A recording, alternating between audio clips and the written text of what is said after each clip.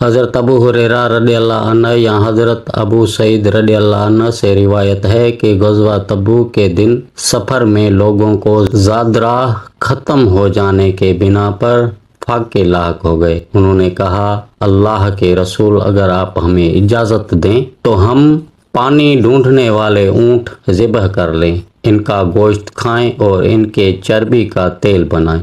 رسول اللہ صلی اللہ علیہ وآلہ وسلم نے فرمایا، ایسا کر لو۔ کہا، اتنے میں عمر رضی اللہ عنہ آ گئے اور عرض کی، اللہ کے رسول، اگر آپ نے ایسا کیا تو سواریاں کم ہو جائیں گی، اس کی بجائے آپ سب لوگوں کو ان کے بچے ہوئے زاد راہ سمیت بلوا لیجئے، پھر اس پر ان کے لیے اللہ سے برکت کی دعا کیجئے، امید ہے اللہ تعالیٰ اس میں برکت ڈال دے گا۔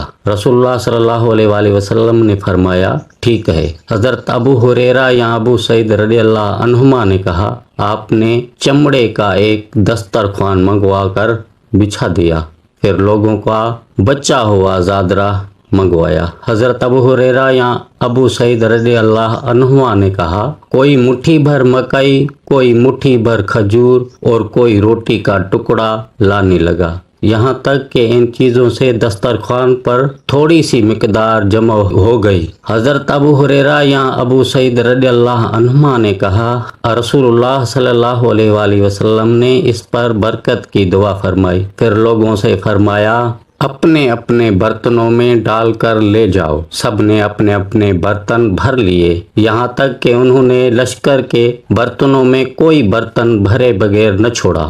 حضرت ابو ہریرہ اور ابو سعید رضی اللہ عنہما نے کہا، اس کے بعد سب نے مل کر اس دسترخوان سے سیر ہو کر کھایا، لیکن کھانا پھر بھی بچا رہا۔ اس پر رسول اللہ صلی اللہ علیہ وآلہ وسلم نے لوگوں کو مخاطب کرتے ہوئے فرمایا، میں گواہی دیتا ہوں کہ اللہ تعالیٰ کے سوا کوئی معبود نہیں اور میں اللہ کا رسول ہوں۔ جو بندہ ان دونوں میں شک کیے بغیر اللہ سے ملے گا، اسے جنت میں داخل ہونے سے نہیں روکا جائے گا۔